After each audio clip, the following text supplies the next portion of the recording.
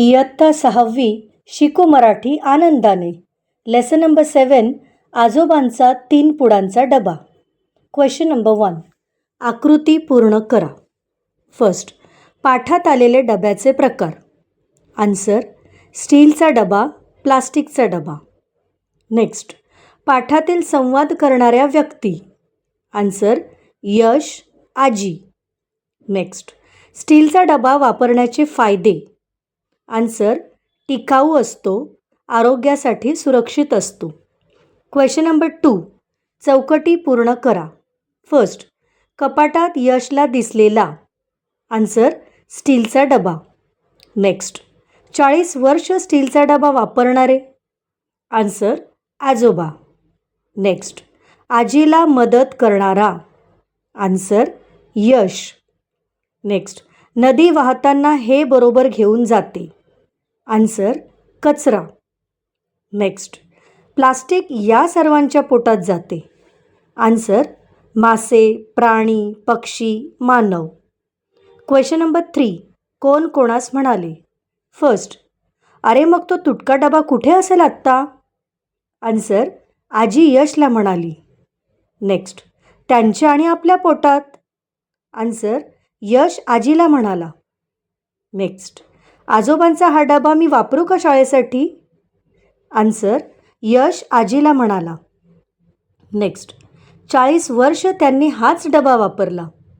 Answer आजी यशला म्हणाली. Question number 4 थोडक्यात उत्तरे लिहा. फर्स्ट, यशला आजोबांचा डबा भारी का वाटला. आन्सर आजोबांचा डबा 3 पुडांचा, मजबूत, टिकाऊ आणि वेगळ्या आकाराचा असल्यामुळे यशला तो भारी वाटला. नेक्स्ट, यश शाळेसाठी दरवर्षी नवीन डबा का वापरतो. आन्सर प्लास्टिकचा डबा हा मजबूत आणि टिकाऊ नसतो, शिवाय त्याचे झाकणही सैल पडते, म्हणून यश शाळेसाठी दरवर्षी नवीन डबा वापरतो. क्वेश्चन नंबर 5 पाठातील घटना योग्य क्रमाने लावा. फर्स्ट क्वेश्चन्स आहेत. स्टीलचा डबा बरेच वर्ष टिकतो हे यशला समजले.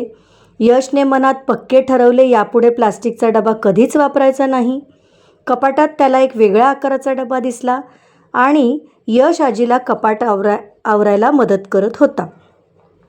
आता याच्यामध्ये आन्सर्स आहे. पहिलं वाक्य येणार यश आजीला कपाट आवरायला मदत करत होता. नेक्स्ट वाक्य येईल कपाटात त्याला एक वेगळ्या आकाराचा डबा दिसला. नेक्स्ट, स्टीलचा डबा बरेच वर्ष टिकतो हे यशला समजले. आणि शेवटचं वाक्य येईल यशने मनात पक्के ठरवले यापुढे प्लास्टिकचा डबा कधीच वापरायचा नाही. क्वेश्चन नंबर 6 समानार्थी शब्द. नदी, सरिता, झाड, वृक्ष, तरु, जमीन, धरती, भूमी, पक्षी, खग, छोटे, लहान. क्वेश्चन नंबर 7 विरुद्धार्थी शब्द. नवीन, जुने, सैल, घट्ट, छोटे, मोठे, माथा, पायथा, थोडे, जास्त. क्वेश्चन नंबर 8 खालील वाक्प्रचाराचा अर्थ लिहून वाक्यात उपयोग करा. थक्क होणे अर्थ आहे आश्चर्यचकित होणे. वाक्य 5 वर्षाच्या मुलाने गायलेले सुंदर गाणे ऐकून सर्वजण थक्क झाले. क्वेश्चन नंबर 9 खालील शब्दात लपलेले शब्द शोधा. आभाळ, माया. आन्सर आभाळ, माया, माळ. नेक्स्ट, भाजीपाला. आन्सर भाजी, पाला, भाला. क्वेश्चन नंबर 10 प्रस्तुत पाठातून मिळालेला संदेश सारांश स्वरूपात लिहा. आन्सर प्लास्टिक हे पर्यावरणासाठी खूप हानिकारक आहे. त्याचा आपल्या आरोग्यावर वाईट परिणाम होतो. म्हणून प्लास्टिकच्या वस्तूंचा वापर कमी करून स्टील, काच किंवा इतर पर्यावरणपूरक वस्तूंचा वापर करावा. त्यामुळे आरोग्य चांगले राहते आणि पर्यावरणाचे देखील संरक्षण होते. क्वेश्चन नंबर 11 तुमच्या घरातील प्लास्टिकचा वापर टाळण्यासाठी तुम्ही कोणकोणते प्रयत्न कराल. स्वमत आहे. आन्सर प्लास्टिकच्या वस्तूंऐवजी मी कापडी पिशवी वापरेन, स्टीलची बाटली व डबा वापरेन, घरातील सर्वांना प्लास्टिकचा वापर कमी करण्यासाठी प्रोत्साहित करेन, पर्यावरणपूरक वस्तूंचा जास्तीत जास्त वापर करेन. क्वेश्चन नंबर 12 पर्यावरण रक्षण या विषयावर 2 घोषवाक्ये लिहा.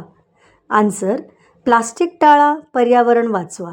झाडे लावा, पृथ्वी हिरवीगार बनवा. थँक्यू.